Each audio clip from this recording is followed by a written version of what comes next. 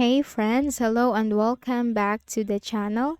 In this video, I'm going to share to you on how you can fix the registry errors on your Windows. So if you encounter this kind of error for both your Windows 10 and Windows 11, then let's go quick into the process.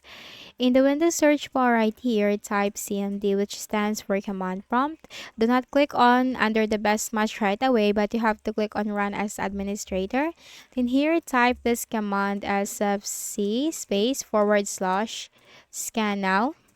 Hit enter. What this process will do is that this will scan for and repair system corrupt files, check for any integrity violations. So you just have to simply run this command, and this process will take some time depending on your Windows. There is no specific duration for this, but here is the thing: you should not close the window unless it is completed. So you just have to wait for this to be completed and then close out of here and type CMD again. Click on Run as Administrator. Type DISM space / online space / clean up dash image space / restore health. It's DISM space / online space / cleanup dash image space / restore health, and hit the enter key on your keyboard. So this will repair your Windows image. So while the process is going on, you should not close the window. You can just simply minimize, but do not close the window. And here's a tip: if you are getting stuck at a certain percentage during the process, then you can just simply continuously press the space key on your keyboard. That might help you.